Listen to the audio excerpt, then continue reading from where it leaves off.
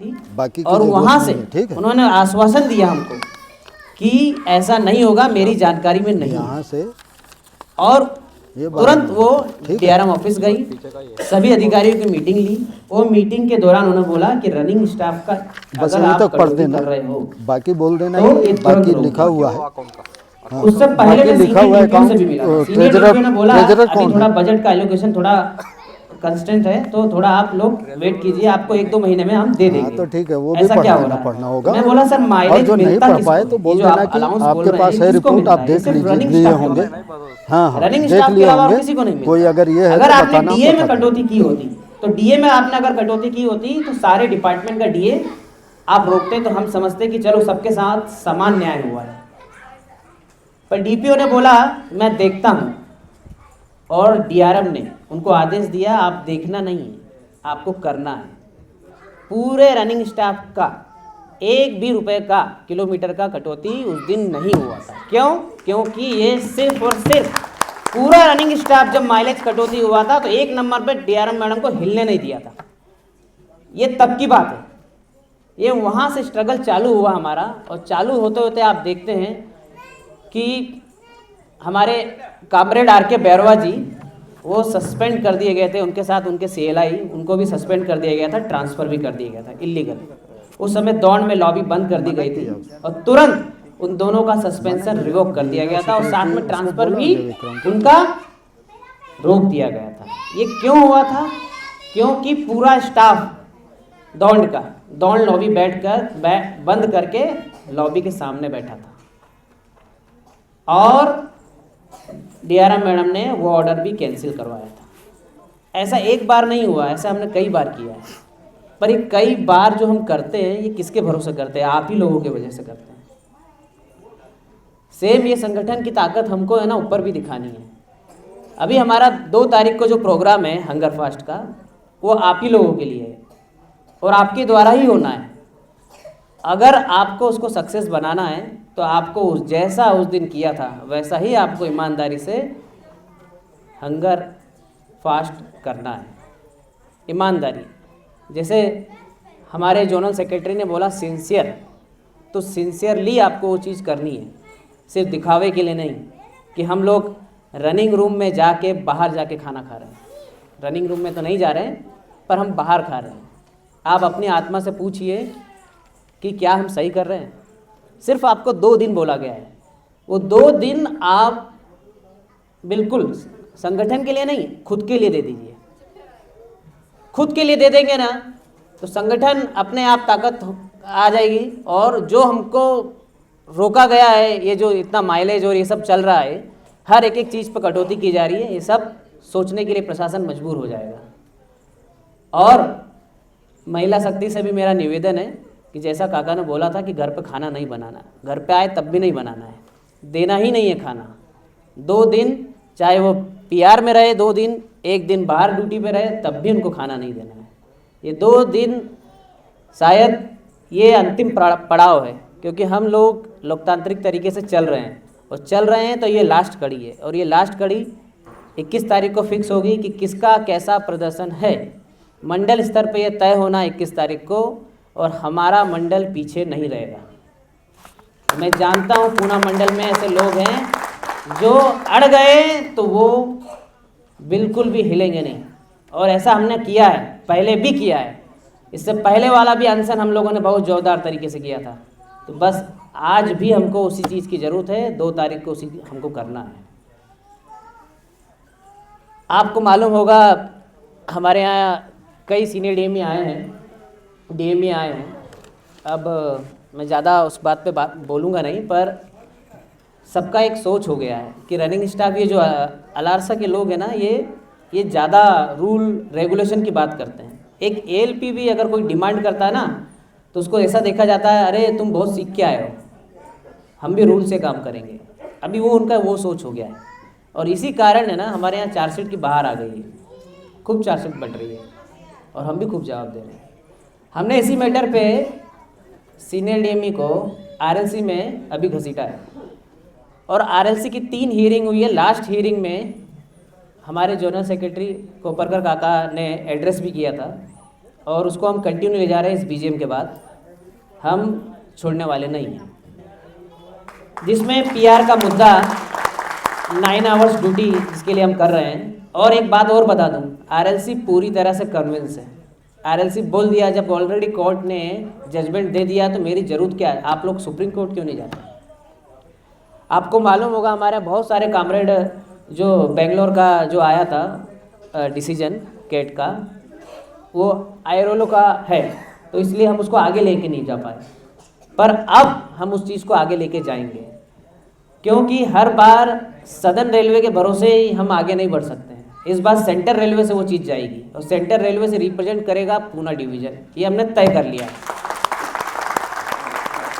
Poona division RLC में 4 चीज़ों पे जा रहा है: रेस्ट, 9 आवर्स ड्यूटी, और जो चार्जशीट इशू की गई है इलीगल उसके खिलाफ, और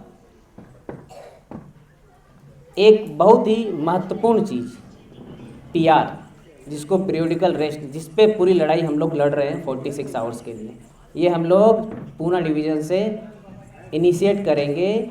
आरएलसी जो मुंबई के इंचार्ज थे, वो आरएलसी एडिशनल इंचार्ज थे पूना आरएलसी के, और अभी हाल ही में हमको नया आरएलसी मिल गया है। चतुर्वेदी जी आए हैं वहाँ पे आरएलसी इंचार्ज में। अब हम उनके सामने अपनी नेक्स्ट पिटीशन फाइल करने वाले हैं। ये आरएलसी कि जब जब नोटिस गया है तब डीआरएम को सीधा जवाब देना पड़ा है।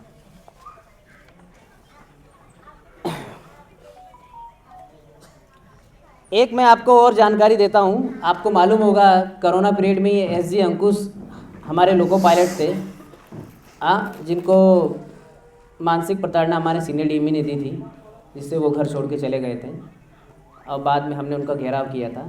और तुरंत जो हमारी डीआरएम थी वो 2 दिन पहले उनको हुआ आया हुआ था।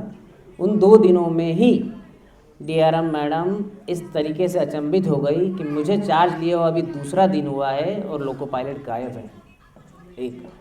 वो इतनी भयभीत हो गई, और उन डीआरएम मैडम ने उनके आदेश पे एक रिपोर्ट जनरेट होती है, वो जो जोनल हेडक्वार्टर को जाती है, और इमीडिएटली सीनियर डीएमई को सस्पेंड कर दिया जाता है।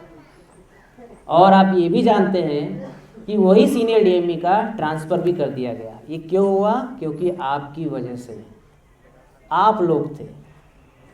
ये जो मानसिक प्रताड़ना हम लोग जो झेलते हैं किसी इलीगल काम में, जो हमने किया भी नहीं, वो सब अगर हम ठान ले कि हमें तुरंत विरोध करना है, तो वो विरोध से ही प्रशासन हिल जाता है। और ये विरोध करते रहना ज़रूरी है। ये प्रदर्शन, ये धरना, ये आंदोलन, ये हंगर फास्ट हम लोग क्यों करते हैं? हम जिंदा इसलिए बताने के लिए। तब इतनी कटौती हो रही है। सोचिए, अगर आप ये करेंगे भी नहीं ना, तो आप सोच लीजिए आपका क्या हाल होने वाला है। हमारा ये मीटिंग का बीजीएम का आपको मैं बता दूं, इतना हाल है। अभी बीजीएम में ज़्यादा लोग हैं नहीं, खेद है मुझको इस बात का, पर सिर्फ बीजीएम का नोटिस दिया है, पर हमारा स्थिति पूछ रहा है विजिलेंस वाला, कितने लोग आए हैं, कितने फैमिली मेम्बर आएंगे, कितना स्टाफ कहाँ से आ रहा है, और अदर डिवीज़न से कितने लोग आ रहे हैं, जोन से कितने लोग आ रहे हैं, सब कुछ पूछा गया। एक एक चीज़ डिटेल ली जा रही है। सिर्फ ये बीजीएम कंडक्ट किया हम लोगों ने, सिर्फ और सिर्फ एक डिविजनल बीजीएम कंडक्ट किया है, और ये हालत है उन लोगों की। ये नोटिस दूसरे संगठन को नहीं मिलते हैं, ये आप ध्यान रख लीजिए, क्योंकि हम तमाशा में विश्वास नहीं रखते हैं। हम लोग तमाशा में विश्वास नहीं रखते हैं। आज आप जो लोग यहाँ पे आए हैं अपना समय निकाल के, आप इस बात को जान लीजिए, वो समय आपका बहुत कीमती है। और ये कीमती इसलिए है क्योंकि आपने अपने आप को दिया है। आप अपने आप को देंगे तो अपने आप वो संगठन को ताकत मिलेगी। ऐसे बहुत सारे मोमेंट होते हैं जिसमें हमको आपकी ज़रूरत होती है, और हमको नहीं, आपको ही ज़रूरत है, क्योंकि वो संगठन आप ही के लिए काम कर रहा है।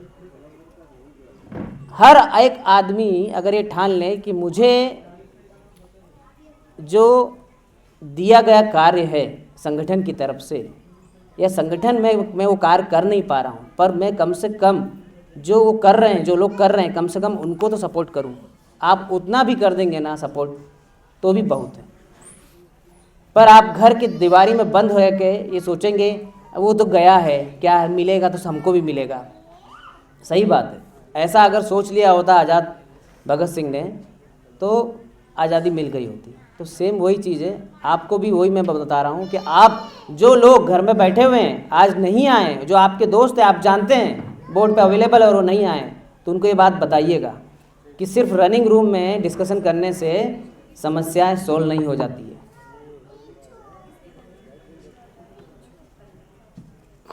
एक बहुत अच्छी बात मैं आपको बताऊंगा हमारे सेक्रेटरी साहब को और प्रेसिडेंट साहब को कि हमने डिवीज़न में वेलफेयर सोसाइटी का गठन किया है। ये वेलफेयर सोसाइटी का गठन इसलिए किया गया है कि अब से इस वेलफेयर सोसाइटी के थ्रू जो भी रनिंग स्टाफ का जो भी एम्प्लॉई विक्टिमाइज होता है, विक्टिमाइज इलीगल तरीके से, और यदि रनिंग स्टाफ का कोई व्यक्ति इन एनी केस अगर किसी की डेथ होती है आकस्मिक, तो भी ये वेलफेयर फंड जो हमने क्रिएट किया है इस फंड से उसकी सुरक्षा की जाएगी। और ये फंड जो हमने क्रिएट किया है इस फंड को हम जल्द ही रजिस्टर करने वाले हैं। हम इसको रजिस्टर करेंगे सोसाइटी में, सोसाइटी के रूप में इस फंड को रजिस्टर करेंगे और ये सोसाइटी जो है अलारसा द्वारा इसका मैनेज किया जाएगा इस सोसाइटी का। और जहाँ तक मेरा है जानना कि डिवीज़न पूरे सेंट्रल रेलवे में हमारा पहला डिवीज़न है जिसने इस तरीके की सोसाइटी गठित की है और ये हम इसको रजिस्टर करवा रहे हैं। इसका सारा हिसाब किताब और इसका पर मंथ का कैलकुलेशन, पर मंथ का पेमेंट हम लोग लेते हैं उस हिसाब से। और उस हिसाब से जैसे आज अरे चार्जशीट आ जाएगा, अरे ये आ जाएगा, हम ज़्यादा करेंगे, तो इस सब का भय ख़त्म करने के लिए हमने ये फंड चालू किया है।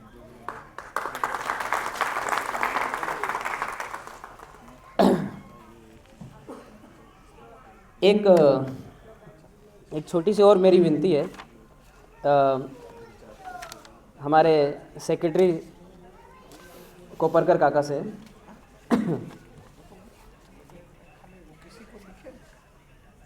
कि हमारी जो जोनल टीम है, जो जोनल बॉडी है, जो हम लोग ऑनलाइन और ऑफलाइन कंडक्ट करते हैं समय समय पर जैसा जोनल कमेटी का मीटिंग होनी चाहिए वैसी नहीं हो रही है। और ये मेरा ऐसा मानना है कि मेरी बात से लोग इत्तेफाक रखते होंगे इस बात से कि जिस तरीके से जोनल मीटिंग हम लोगों को कंडक्ट करनी चाहिए वैसी नहीं हो रही है। दूसरा, हमारी मीटिंग ऑफलाइन एटलीस्ट कम से कम विद इन 4 मंथ, मैं 6 मंथ नहीं बोलूँगा, कि कम से कम हम साल में 3 बार तो ज़रूर करें। आप ऑनलाइन हर 2 महीने में कीजिए पर 3 बार कीजिए। और इस बार मैं आपको दावे के साथ कह रहा हूँ हर 1 साल की जोनल मीटिंग पूना कंडक्ट करेगा। मैं आपको ये एकदम क्लियर बता दे रहा हूँ। हम 5 डिवीज़न की गारंटी नहीं ले सकते चारों की, पर हमारे हिस्से में जो भी जोनल कमेटी द्वारा आदेश जाएगा उसकी हर एक मीटिंग हर साल की पूना डिवीज़न कंडक्ट करेगा। अभी हमारे पास फंड की कमी नहीं है, ना ही हमारे पास लोगों की कमी है। हो सकता है यहाँ पे आपको दिखे ना हो, क्योंकि हमारे लोग 90% पूना डिवीज़न के स्पेशली 14+2 में काम कर रहे हैं। और दूसरा, मैंने ये जो मीटिंग 10 तारीख को रखी है, मैं 9 तारीख को चाहता था, पर ये हॉल 9 तारीख को बुक था। इसलिए चाहता था कि संडे को अगर मीटिंग होती तो शायद जो फैमिली आई है यहाँ पे वो उसकी संख्या हमारी ज़्यादा होती, हमारे एम्प्लॉय की भी संख्या नहीं होती पर फैमिली की ज़्यादा होती, क्योंकि ये स्कूल का टाइम होता है, सोमवार को स्कूल ओपन होता है। इसलिए मैं चाहता हूँ कि जोनल कमेटी इस बारे में सोचे और 3 कम से कम एक मीटिंग साल में ऑफलाइन मीटिंग वो हो, ताकि हम एक रोड मैप सही तरीके से बना सकें। बहुत सारे सेंट्रल से हमको ऐसे आदेश आते हैं जो एंड टाइम पे आते हैं, कभी कभी 10 दिन 15 दिन भी नहीं बचता, फिर भी हम लोग वो कंडक्ट पूरी ईमानदारी से करने की कोशिश करते हैं। क्यों? क्योंकि हमारा समन्वय नहीं बन रहा है। जो कम्युनिकेशन हमको चाहिए वो जोनल और डिवीज़न के बीच में गैप है और वो गैप को भरने की आवश्यकता है। बहुत सारी मीटिंग हमारी CWC के साथ क्लैश कर जाती है और उनके प्रोग्राम के साथ क्लैश कर जाती है, इसलिए हमको एक्सटेंड करना पड़ता है। ये समस्या ना रहे और हम प्री डिटरमाइंड डेट डिसाइड करके कम से कम हर 4 महीने में एक मीटिंग करें। इसी शब्दों के साथ मैं विराम दूंगा, हमारे और भी साथी हैं। और पिंटू क्या हो गया? एक मिनट। नहीं वो लिस्ट तो काका बताएंगे, वो सत्कार वाला। हाँ ठीक है। इनकलाब जिंदाबाद। जिंदाबाद। धन्यवाद साथी मनीष। हमारा अधिकार सम्मेलन का कार्यक्रम लगभग